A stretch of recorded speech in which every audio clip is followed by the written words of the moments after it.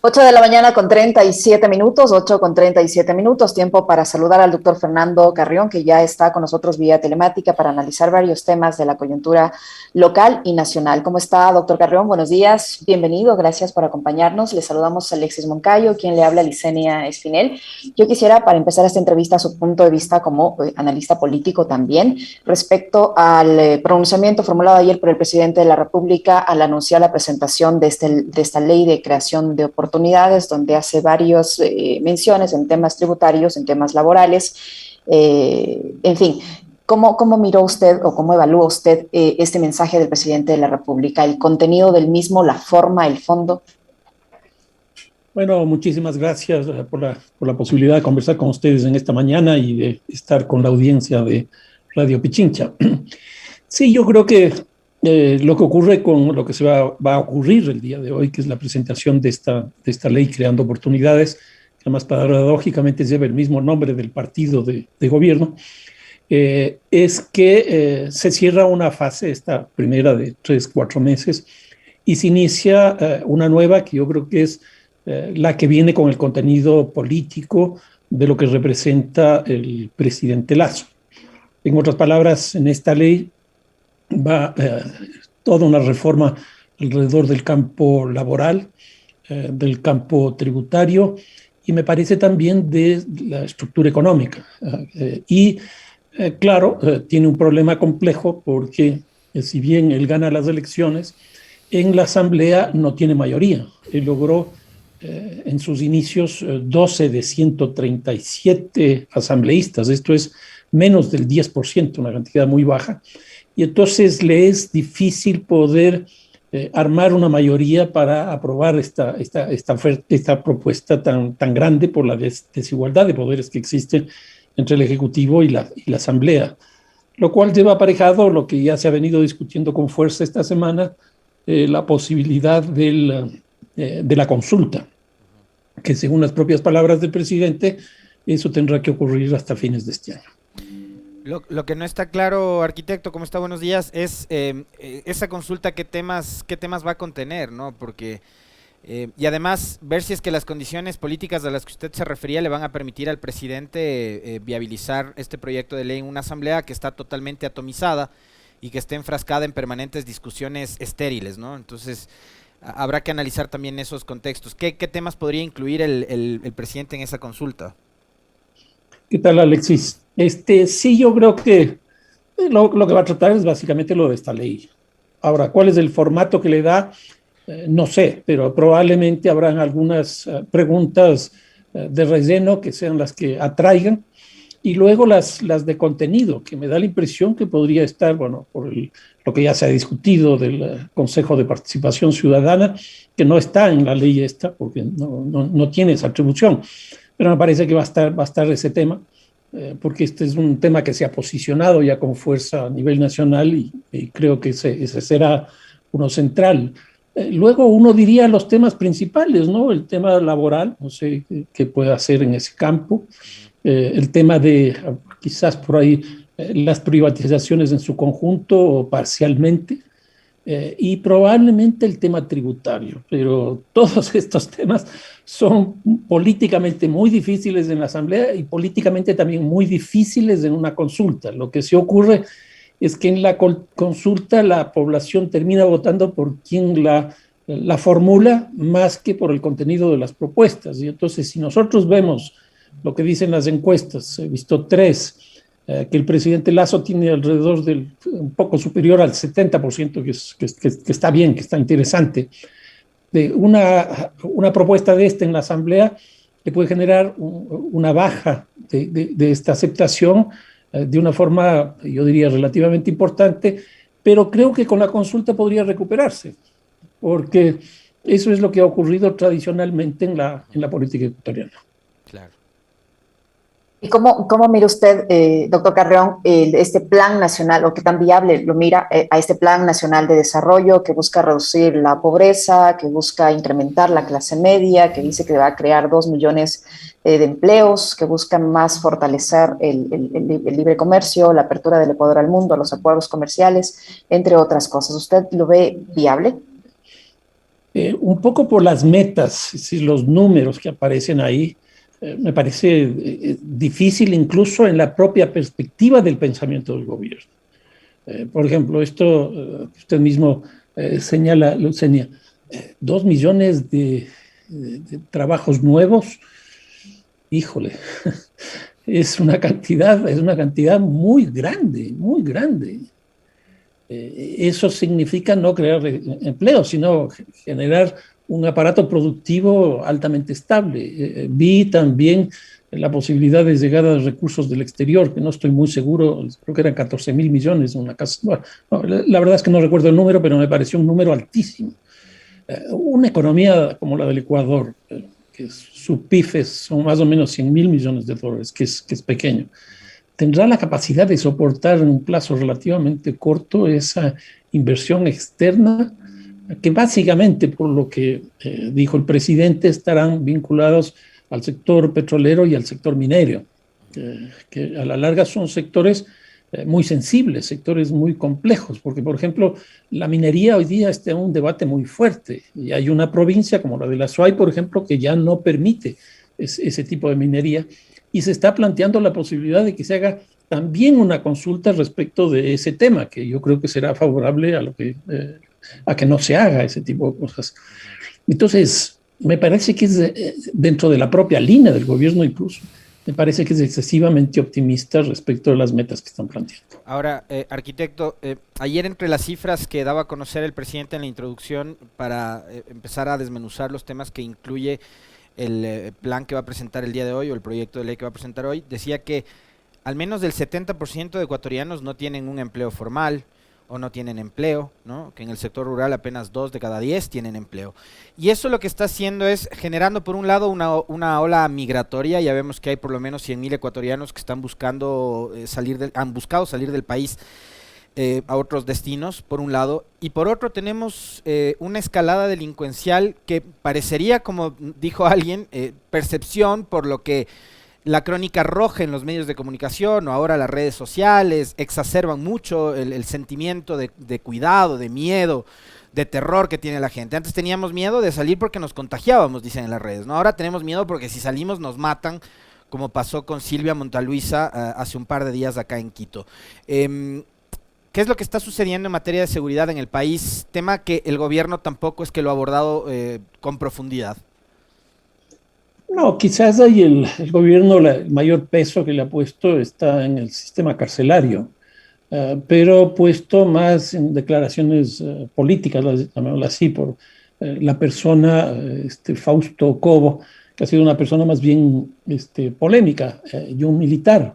Pero sin embargo ha tenido mucha apertura en los medios, ha tenido mucha apertura en las instituciones, es un hombre de confianza del presidente.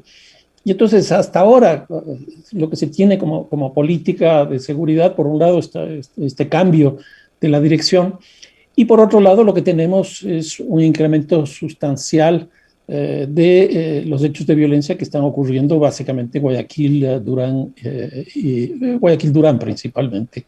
Y eso también tiene un eco fuerte sin duda en la prensa que genera esta percepción de inseguridad, pero que es una percepción de inseguridad que está fundada. Nosotros estamos viendo a diario este tipo de cosas. Por ejemplo, en las cárceles que entren drones. O sea, ya es una cosa de un alarde tecnológico y económico brutal que a mí me ha llevado a plantear que hoy día las cárceles tienen mucho más dinero adentro que afuera, porque con 75 millones de dólares para 4 años, no creo que se pueda hacer mucho, mientras con la plata que tienen estos carteles, es decir, que está adentro, se puede hacer cualquier cosa, comprar guías, comprar policías, comprar militares, y entonces armar toda la estructura organizativa, administrativa de las propias cárceles, como ocurre en este momento, que es un cambio sustancial. Entonces yo veo estas cosas, ¿no? Uno, las cárceles, y otro, estos epicentros, llamémoslo así, donde la policía y las Fuerzas Armadas están actuando. Pero tienen relación lo uno con lo otro, es decir, la inseguridad que hemos visto en las cárceles, de esas masacres que ya han dejado como resultado más de 240 personas asesinadas dentro de los centros de rehabilitación, con esas peleas territoriales que suelen tener los cárteles afuera, en las provincias, en las ciudades. ¿Tiene relación lo uno con lo otro o no? A ver, dos cosas. Uno, efectivamente tiene relación lo uno con lo otro, porque hoy día el adentro y el afuera de la cárcel está totalmente vinculado. Si uno quiere cometer un sicariato, es decir, comprar a alguien a que me resuelva un problema, pues en la cárcel es lo más fácil. Y eso ya está así. Ahora, la otra cosa, esto que se ha generalizado, disputa de territorios. Yo no creo mucho en eso. Que sí hay disputas entre bandas, entre carteles, sí, pero no solo por los territorios. Yo creo que aquí lo que hay que entender es la lógica de articulación que tienen los carteles, las mafias, las bandas criminales globales que actúan en los territorios nacionales a través de terceros. Por eso es lo que hay una especie de terciarización.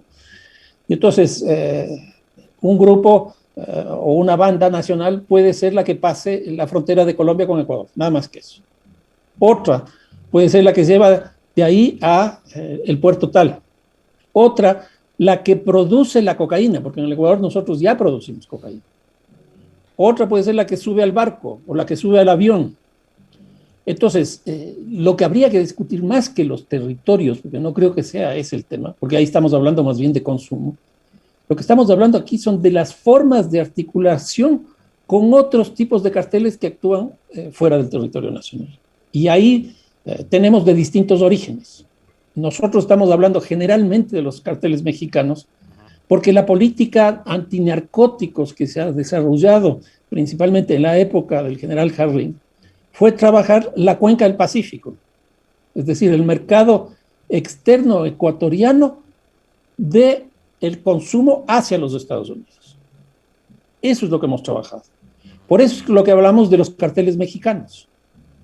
Pero cuando nosotros vemos que, por ejemplo, el primer comando de la capital es el cartel más poderoso del Brasil y ya tiene ciertos indicios de estar presente aquí, y ese comando, porque en Brasil les llaman comandos, no mafias, y ese comando tiene una lógica de funcionamiento entre el adentro y el afuera de las cárceles que hace 10, 12 años, en San Pablo, que tiene 24 millones de habitantes, es decir, más que el Ecuador, desde las cárceles paralizaron esa ciudad durante una semana.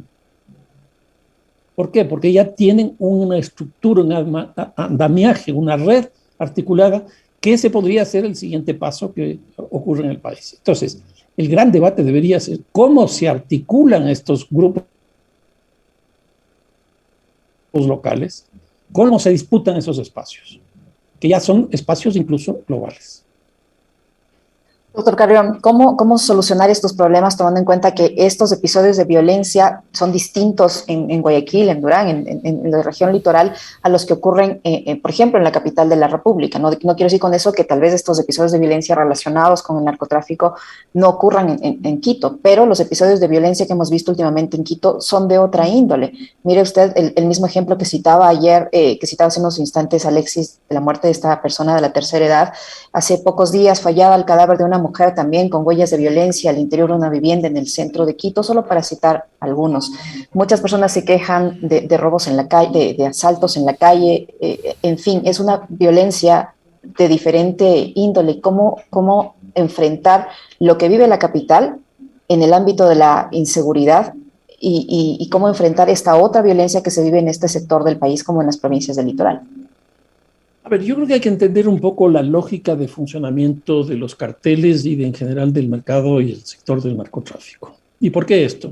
Porque las tasas de homicidio más altas están localizadas en dos sectores. Uno, la frontera con Colombia, que es el lugar de entrada de la droga, básicamente cocaína y marihuana, y estas son las provincias de Esmeraldas y Sucumbíos, no así el Carchi, Esmeraldas y Sucumbíos, que son las zonas colindantes con la mayor producción de cocaína de Colombia y por lo tanto del mundo. La segunda zona con altas tasas de homicidio es la costa, nuevamente Esmeraldas, Manabí, Guayas, El Oro y Los Ríos. ¿Y por qué estas 5 provincias? Porque son las zonas de exportación. Entonces, por ahí sale la droga. Y hay otras zonas de exportación que también son conflictivas, que también están localizadas, una parte en la costa y otra parte en la Amazonía, pero básicamente para el traslado de la droga por vía aérea. Esta es la lógica de la puesta de estos radares en la zona de Manabí, por ejemplo, que lo que va a hacer es el control de la exportación de la droga, no del consumo. Entonces, esas zonas son las que tienen las tasas de violencia más altas. Y la que tiene la tasa de violencia más alta es Guayaquil porque es el puerto más grande. Ahora, ¿qué es lo que pasa con otras zonas? Desde el año 2008, 2010, se produce la globalización del consumo porque la política del presidente Obama fue modificada respecto de la lógica de la guerra de los carteles, de la guerra de las drogas. Porque la guerra de las drogas lo que buscaba era que no se produzca y que no se comercialice hasta llegar al territorio norteamericano. Pues Obama lo que hace es todo lo contrario, trabaja el consumo, trabaja la demanda. ¿Por qué? Porque Estados Unidos es el primer país de consumo de esta droga. Y entonces, al reducir casi el 20%, que es una cantidad muy alta en los Estados Unidos, esa droga empezó a irse hacia otros territorios. Y ahí se globaliza el consumo. Y América Latina empieza a consumir. Brasil se convierte en el segundo país de coca del mundo. Pero no solo eso, sino que países como México, Colombia y Ecuador empiezan a consumir. Nosotros consumimos más o menos el 18% de lo que pasa por acá. Si esto es así, y aquí entro ya de forma directa a la pregunta, Quito es la ciudad más grande del Ecuador y por lo tanto es el mercado más interesante de consumo interno. Ahora, ¿qué es lo que pasa? Los carteles globales se dedican mucho más a la exportación. Los mexicanos, los españoles, los italianos, los rusos, etcétera, se dedican más a la exportación. Y tenemos otros carteles que son más nacionales, pero también con una presencia fuerte, sobre todo de Colombia, de los carteles del microtráfico. Y por eso Quito ha empezado a tener, desde más o menos 2010 para acá, es decir, ya son 11 años, la presencia de estas bandas criminales y de lugares de expendio de estos productos, lo cual ha producido, sobre todo en este último año, un incremento sustancial de los hechos delictivos, principalmente de lo que son los homicidios. ¿Qué tan importante es para evitar precisamente que actividades como el microtráfico sigan ganando terreno, que ese territorio sea copado, sea controlado por el Estado, con todos sus organismos de seguridad, de ayuda social, etcétera, etcétera? Por un lado, arquitecto, eso. O sea, ¿qué tan importante es la presencia del Estado en el territorio para evitar que las bandas o los cárteles de microtráfico sigan avanzando? Y por otro, el Ecuador a esta altura y con la presencia tan importante de estos cárteles que están operando en la región, dentro del país, en el resto del continente, ¿qué tan factible es que estos vayan permeando instituciones, incluida la política? No, totalmente, totalmente. A ver, lo primero que hay que hacer es que el Estado ecuatoriano tiene que tener una política antinarcóticos, que más o menos la ha tenido, pero básicamente para control de las exportaciones, no para el consumo. Y entonces yo creo que aquí lo que tendríamos que hacer es una inversión de la lógica. En vez de que tenga prioridad la exportación, lo que tendría que tener prioridad es el consumo, porque a nosotros lo que nos afecta es el consumo, no la exportación. Y yo creo que ese cambio es un cambio de política, pero sustancial y muy, muy importante. Ahora, el tema de recursos. Obviamente que aquí hay una cosa interesante. Los precios de los narcóticos invirtieron las posibilidades de acumulación de ciertos grupos ilegales a partir del Plan Colombia. Porque en el Plan Colombia lo que nosotros teníamos eran los carteles territoriales, básicamente colombianos, el de Medellín, el de Cali, Rodríguez Gacha, etcétera, que controlaban prácticamente todo el proceso, desde producción hasta el consumo. Por eso es que se llegó a tener a uno de los hombres más ricos del mundo, que fue Pablo Escobar. Eso hoy día ya no es posible. Eso hoy día ya no es posible, porque está erosionada todas las fases del proceso. Entonces, antes Colombia, a través de sus carteles, sí lo tenía.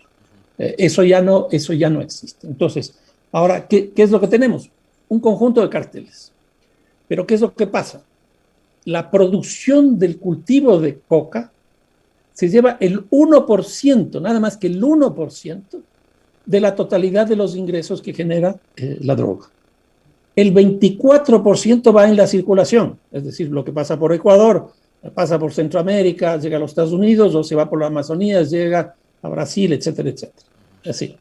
Ahí nos repartimos este 24 o 25% entre todos los países de paso. Y luego, el gran acumulador de recursos está en los lugares de consumo. El 75%.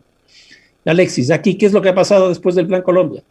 Que la coca y la cocaína se convirtieron exactamente igual que cualquier otro producto de exportación de América Latina. La venta de banano, la venta de café, la venta de flores, etcétera, etcétera, etcétera. Y la droga empezó a funcionar exactamente igual. O sea, los lugares de consumo son los lugares donde se produce la mayor acumulación. Y eso es lo que está pasando. Ahora, ese 25% o ese 1% sigue siendo muy alto. Y con esos recursos, uno puede tener, como decía, más recursos dentro de la cárcel que fuera de la cárcel. Y eso es clarísimo. ¿Por qué? Porque las mafias tienen una capacidad de generar recursos de un día para otro. O sea, es cuestión de que un alijo más o menos importante logre entrar al país de consumo o logre pasar la fase esa. Yo ya me quedo con una ingente cantidad de recursos que me permite justamente resolver estos grandes problemas. Entonces, estamos en una relación absolutamente asimétrica. Claro. Porque además, unos actúan en la legalidad, con controles, etcétera, etcétera, y otros en la ilegalidad y con recursos de fácil acumulación en poco tiempo. Doctor Carrión, hace pocos días, una vez que Estados Unidos incluyó a la ciudad de Guayaquil como una ciudad peligrosa para sus ciudadanos, empezaron a fortalecerse estos operativos combinados entre la policía y las Fuerzas Armadas en la ciudad de Guayaquil, en los sectores considerados como más peligrosos. ¿Qué tan oportuno es hacer esto? ¿Que soluciona o no el problema? ¿Lo combate? ¿Y por qué no se hace eso también en la ciudad de Quito? Yo creo que ahí hay el problema de no tener una política de seguridad ni una política de narcóticos claramente establecida. Porque, por ejemplo, este análisis que hacía yo de la violencia que hay en la costa, con la violencia que hay en la sierra, la violencia en Guayaquil, la violencia en Quito, obedece a fases totalmente distintas dentro del proceso de producción y consumo de la cocaína. Entonces, si nosotros no entendemos eso, es un error, me parece a mí, focalizar políticas, porque eso a lo que va a conducir es a que haya lo que se denomina el efecto globo, que ya nos pasó al Ecuador, sobre todo a partir del 2001 y 2002 de este siglo, cuando se aplicó la política focalizada en Colombia y empezó a salir varias fases del proceso de producción fuera del territorio colombiano. Y no solo eso, sino que dentro del territorio colombiano se fueron las zonas de producción hacia las fronteras de Ecuador y Venezuela. Y desde ese momento el Ecuador empieza a producir también cocaína. Nosotros descubrimos periódicamente laboratorios en Sucumbíos, en Esmeraldas, en Santo Domingo, en Guayas, en Manabí, etcétera, etcétera.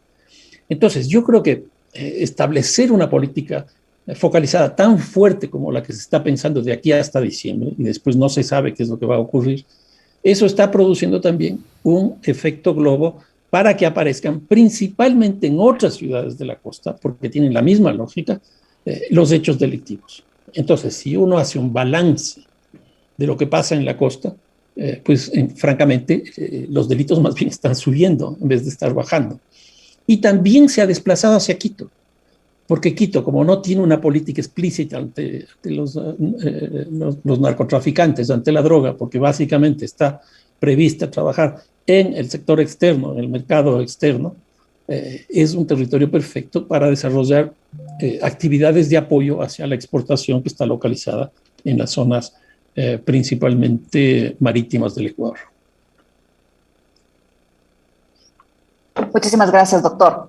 Siempre por su amabilidad, por la información que nos permite compartir. Muy amable. No, a ustedes. Muchísimas gracias. Un fuerte abrazo.